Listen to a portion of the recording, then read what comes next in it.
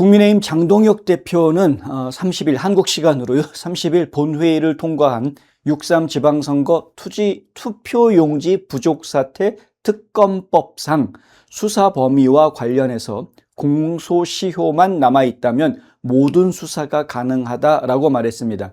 장 대표는 이날 특검법 통과 후에 국회에서 기자회견을 열고 수사 대상 협의 과정에서 가장 중요하게 생각하고 마지막까지 합의를 이루는데 쟁점이었었던 그 특검법 조항은 2조 제10호다라고 밝히면서 이런 이야기를 합니다. 특검법 2조 10호에 보면 선거관리위원회 선거관리 시스템 관리 보완 및 그 운영 실태 부실 등에 대한 의혹 사건을 수사 대상으로 명시하고 있는데요. 장 대표는 선거를 제9회 지방선거로 한정하지 않았기 때문에 이번에 총선, 대선 필요하다면 그 이전에 지방선거, 총선거, 그리고 대선, 대통령 선거까지 어떤 것이든 수사 대상에 포함할 수 있다고 이야기했습니다. 선거관리 시스템은 전산 시스템, 개표관리 시스템, 선거인의 명부 등 그 모든 시스템을 말하는 것이다 라고도 주장했습니다. 그러면서 보안이라고 명시되어 있기 때문에 서버에 대한 해킹 여부 등에 대한 의혹 수사도 당연히 가능하다고 생각한다 이렇게 밝혔습니다. 2조 10호를 놓고 마지막 협상까지 여야 간의 의견 차이가 있었다고도 전했습니다. 결국은 국힘당이 이 협상 과정에서 승리한 것이다라는 그런 자화자찬을 내놓은 겁니다.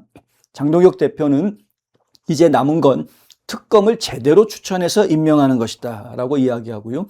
전방위적으로 수사할 수 있기 때문에 결국 특검의 수사 의지와 능력이 문제가 될 것이다 라고 강조했습니다.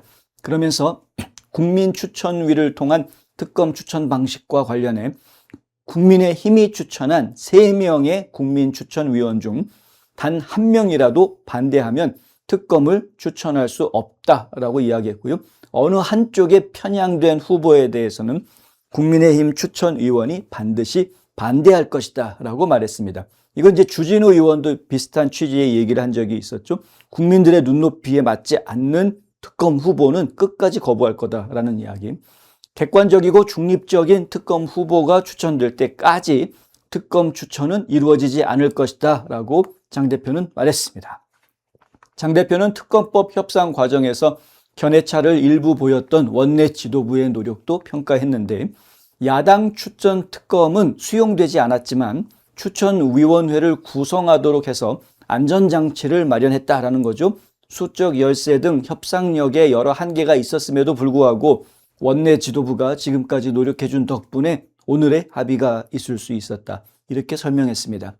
이후 장 대표는 개표소 봉쇄 시위가 이어지고 있는 송파구 올림픽공원을 찾아 현장에 나온 지지자들과 특검 관철을 자축하는 시간을 가졌다. 연합뉴스는 이렇게 보도를 합니다. 이 자리에는 정희용 사무총장을 비롯해서 조배숙, 박대출, 주진우, 김태규, 박충권, 이진숙, 서천호, 강명구, 조승환, 최수진 등 의원 10여 명도 함께 했다고 합니다. 장 대표는 확성기를 통해 6월 3일부터 시작된 6.3 시민혁명이 드디어 승리했다. 하루도 빠지지 않고 24시간 올림픽공원을 지켜온 여러분의 힘이다. 그동안의 모든 의혹에 대해 모두 수사할 수 있는 특검법이 통과됐다라고 말했습니다. 사전투표를 폐지하고 선거제도를 개혁할 때까지 전진할 것이다 라고 있고요.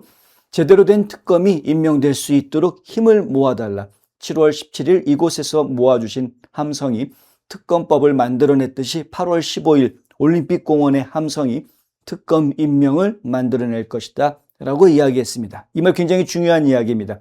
뭐냐면 특별검사법이 만들어지기까지 바로 이제 국민들의 목소리가 있었기 때문에 전국적으로 많은 분들이 길거리에 쏟아져 나와서 부정선거, 재선거 외쳐주셨기 때문에 이게 가능했다라는 거죠. 그러니까 앞으로 이제 남은 관건은 특별검사가 누가 되느냐인데 제대로 된 특별검사가 임명되기 위해서는 국민들의 이 지지, 국민들의 이 목소리가 더 커져야 된다라는 이야기를 하는 겁니다.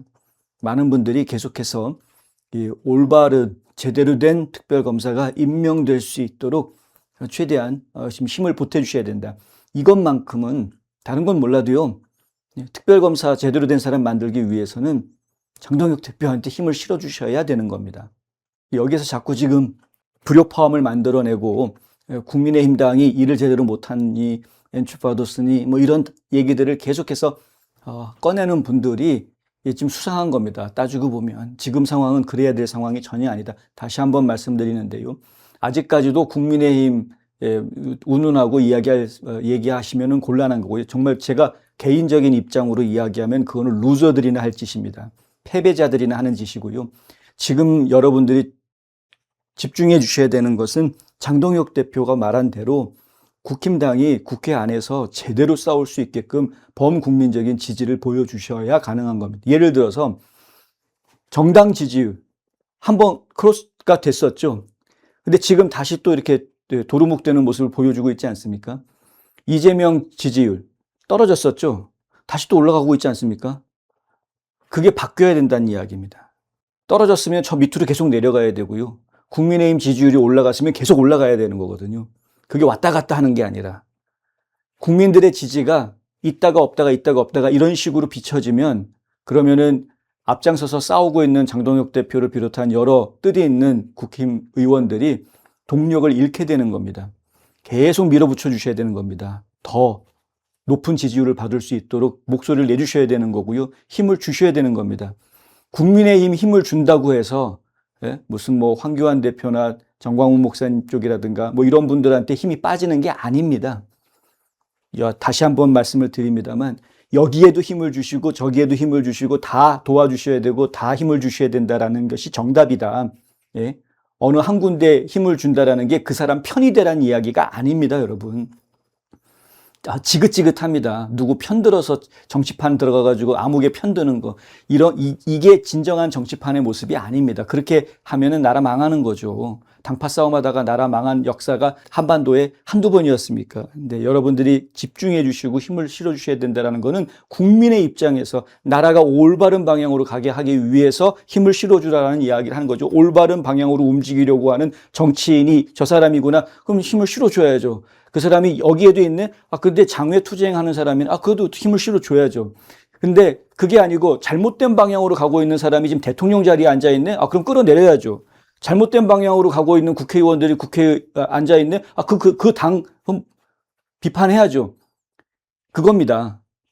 그렇게 가는 것이 나라를 위해서 그렇게 하자라는 것이고요. 결국 그것이 국민된 스스로를 위해서 하는 행동이 되는 겁니다. 이건 전 세계 모든 국민들한테 똑같은 겁니다.